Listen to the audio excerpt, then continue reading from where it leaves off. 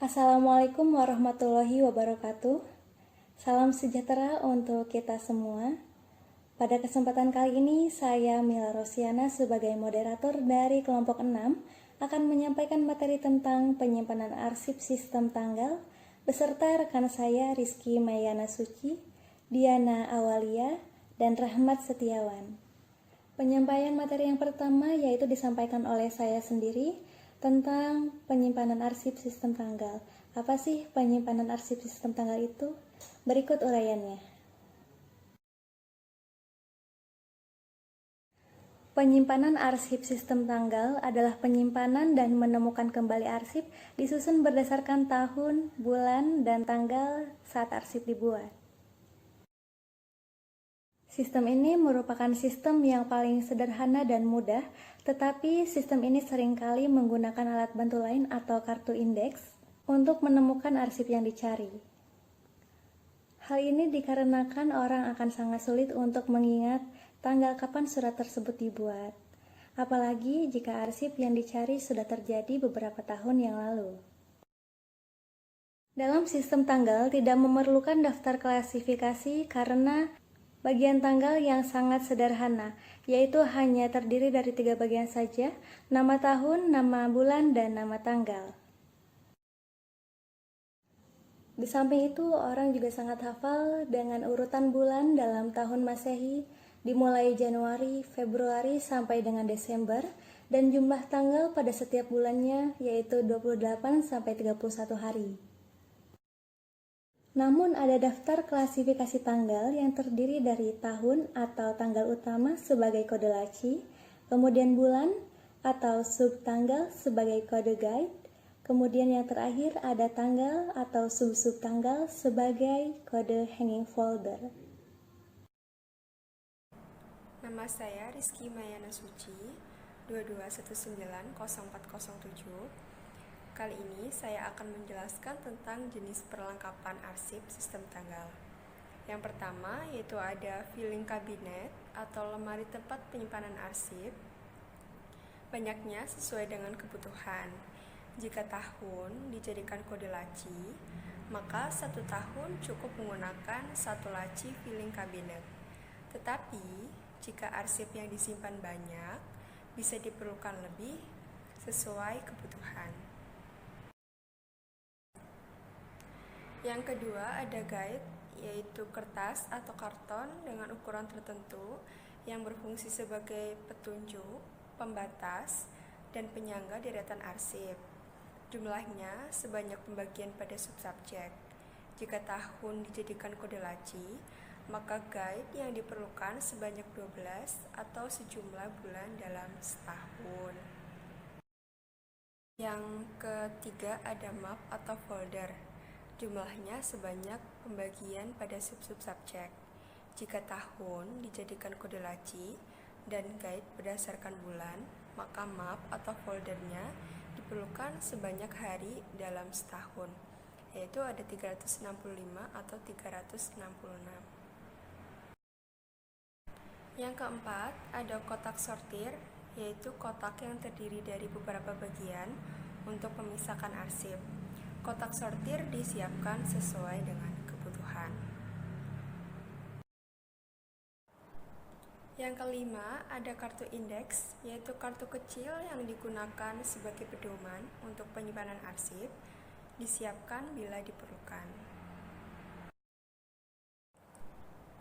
Yang keenam, ada buku arsip atau buku agenda, yaitu buku untuk mencatat arsip yang akan disimpan. Buku arsip ini disiapkan sesuai kebutuhan. Dalam menyusun dan penggunaan peralatan kearsipan sistem tanggal diatur sebagai berikut. Untuk kantor atau organisasi yang kecil, yang arsipnya belum banyak, dapat menggunakan kode laci yang diambil dari tahun, atau kode guide yang diambil dari bulan, atau kode folder yang diambil dari tanggal. Untuk organisasi yang menengah besar atau banyak arsipnya, bisa menggunakan kode laci yang diambil dari sistem gabungan bulan, bisa 2-3 bulan. Contohnya, laci untuk bulan Januari dan Februari atau Februari dan Maret. Kode guide diambil dari bulan. Kode folder diambil dari tanggal penyusunan guide yang laci filing kabinetnya dimulai dari laci yang paling belakang berurutan ke depan dari mulai Januari hingga Desember. Jadi guide Desember terletak paling depan. Demikian juga untuk penyusunan map foldernya. Folder 1 paling belakang dan 30 atau 31 bisa ditaruh di paling depan.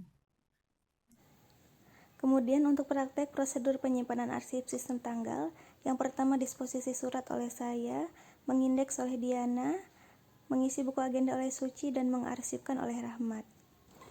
Untuk prosedur atau langkah pertama yaitu kita mengisi lembar disposisi. Di sini sudah tersedia surat dari PT Syahran Sejahtera beserta lembar disposisi yang akan kita isi. Yang pertama, kita masukkan golongan surat tersebut. Surat ini adalah surat pesanan barang, jadi kita masukkan atau golongkan ke surat biasa, lalu kita centang. Kemudian kita isi tanggal pembuatan lembar disposisi tersebut. Kemudian diisi untuk nomor surat. Nomor surat di sini kita isi nomor surat, kemudian tanggal surat, dan asal surat. Perihalnya yaitu pesanan barang, karena ini pesanan barang dan tertujunya ke perusahaan kita PT Glosari Yatama, jadi otomatis masuknya ke bagian pemasaran. Untuk catatan, kita tulis unit ini.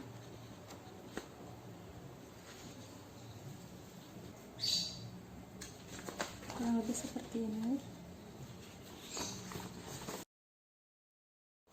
Untuk instruksi pimpinan akan diisi oleh pimpinan sendiri agar ditindaklanjuti. Selanjutnya untuk mengindeks dipraktekkan oleh Diana.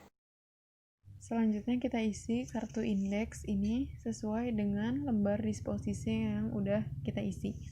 Di sini ada judul surat. Judul surat itu nama PT-nya. PT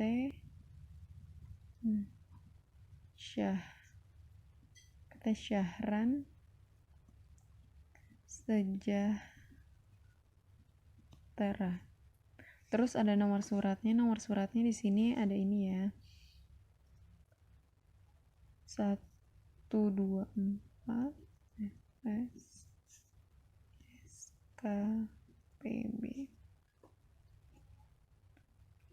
4320.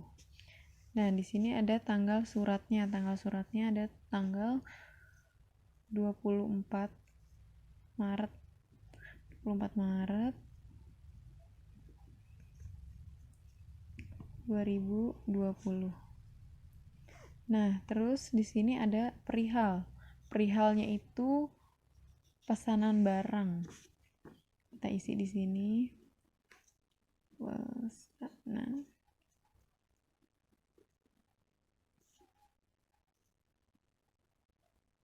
Pesanan barang. Nah, yang terakhir di sini ada kode surat. Kode suratnya itu kita pakai tanggal suratnya. Kodenya berarti 2403/2020. Dah. Jadinya kartu indeksnya seperti ini. Udah kelar. Untuk proses selanjutnya dalam penyimpanan arsip sistem tanggal yaitu pengisian buku agenda. Buku agenda itu sendiri dibagi menjadi 3, yaitu ada buku agenda tunggal, buku agenda berpasangan, dan buku agenda kembar. Kita langsung saja ya bagaimana cara pengisian buku agenda tersebut. Di sini saya menggunakan buku agenda tunggal, yaitu di mana surat masuk dan surat keluar dicatat sekaligus berurutan pada tiap halaman. Tadi saya sudah membuat catatan buku agenda salah satu surat masuk, yaitu dari PT Syahran Sejahtera. saya catat di nomor urut 45. Untuk nomor agenda, kita sesuaikan dengan urutan nomor di atasnya atau nomor sebelumnya. Yaitu contoh setelah 44 yaitu 45. Dan ini tanggal terima surat yaitu tanggal di mana kita menerima surat tersebut. Di sini ada keterangan surat masuk atau surat keluar. Untuk nomor surat, kita lihat di suratnya yaitu 124/SS/SKPB/24320. Untuk tanggal surat yaitu bisa kita lihat di surat tersebut yaitu tanggal 24 Maret 2020 dari atau kepada yaitu dari PT Syahran Sejahtera. Dan untuk isi ringkasan kita lihat di perihal yaitu pesanan barang. Dan untuk keterangan bisa kita lihat di bagian lampiran. Jadi dalam surat ini tertulis tanggal 30 Mei, maka kita akan menggolongkannya pada bulan Mei.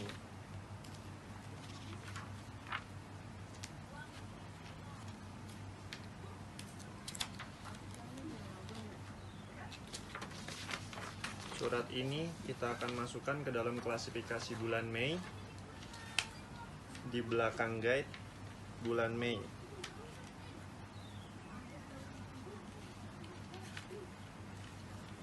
Dan kita urutkan sesuai tanggal suratnya.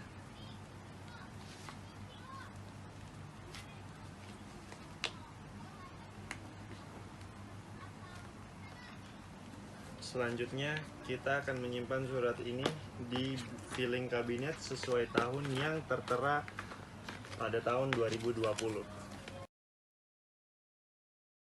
Assalamualaikum warahmatullahi wabarakatuh. Nama saya Rahmat Setiawan. Di sini saya akan menjelaskan bagaimana prosedur menemukan kembali arsip sistem tanggal. Langkah-langkah penemuan kembali arsip pada sistem tanggal ialah sebagai berikut, yaitu tentukan identitas berupa tanggal berapa surat tersebut dibuat. Lalu contoh, Arif ingin meminjam arsip lamaran kerja Retno Ismaningsih tertanggal 5 Februari 2012. Berarti identitas tersebut adalah 5 Februari 2012. Lalu dicari arsip tersebut dalam laci berkode 2012. Di belakang guide Februari hanging folder 5. Lalu lihat arsip tersebut apakah benar sesuai yang dicari. Jika iya, ambil arsip tersebut dan tukar dengan lembar pinjam arsip. Lalu berikan arsip tersebut kepada peminjam berikut dengan lembar pinjaman arsip. Dan simpan lembar pinjam arsip ke dalam Flickr file. Lalu berikut contohnya terdapat di dalam lembar pinjam arsip, yaitu si nama peminjam, jabatan, satuan kerja, surat yang dipinjam, lalu dikembalikan tanggal, dan diterima kembali tanggal berapa. Sekian presentasi dari kelompok kami. Mohon maaf atas segala kekurangannya. Terima kasih. Wassalamualaikum warahmatullahi wabarakatuh.